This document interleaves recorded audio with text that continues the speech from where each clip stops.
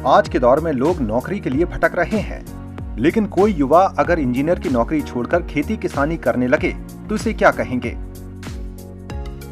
हजारीबाग के अमरनाथ दास ने बीआईटी मैसरा से सिविल इंजीनियरिंग करने के बाद 14 साल तक नामी ग्रामी कंपनियों में नौकरी की, लेकिन मिट्टी से जुड़ाव उन्हें वापस गांव खींच लाई।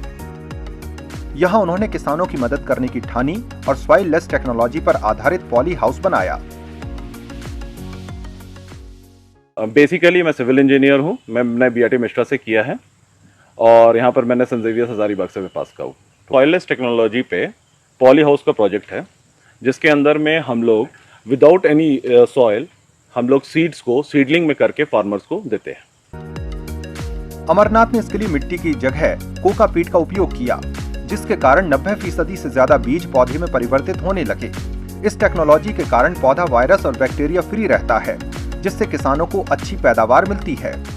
खेती करता था, अपने जमीन पे लगा बिछड़ा बना करके बिछड़ा को गाछी को तैयार करता था, लेकिन उसमें देखते थे कि 50% जनरेशन होता था, लगाने के बाद भी 20% नुकसान हो जाता था, जिससे हम लोग अपने आप में अगले बगल में देखें कि नए सो पॉली हाउस में जब बिछड़ा तैयार किया जाता है तो वहाँ के जो बिछड़ा है सो 90% जनरेशन होता है और प्लस लगाने में 85% गाछ सुरक्षित हो जाता है। यू टर्न ये था कि यहाँ पर देखा मैंने कि इस चीज़ के लिए पोटेंशियल है, ताकि मैं किसी तरीके से फार्मर्स को हेल्प कर सकूँ, क्योंकि ये टेक्नोलॉजी मैंने वहाँ पर देखा था कि लोग दिल्ली हरियाणा साइड में बहुत ज़्यादा यूज़ करते हैं, और अगर उस टेक्नोलॉजी को हम यहाँ पर यूज़ करें और हमारे फार्मर्स यहाँ पर उससे हेल्प मिले तो हम दोनों का ही ठीक है कि हमारा भी बिजनेस अपना चलेगा और उनके लिए भी फायदा है।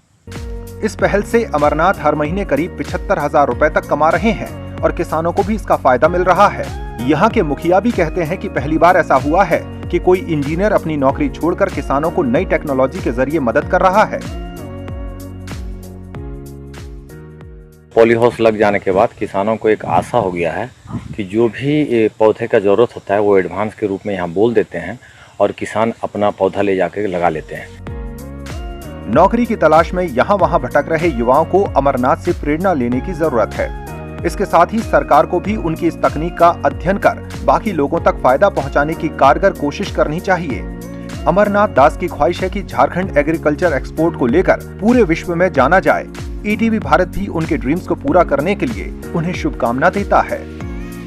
Bureau report, ETV Bharat.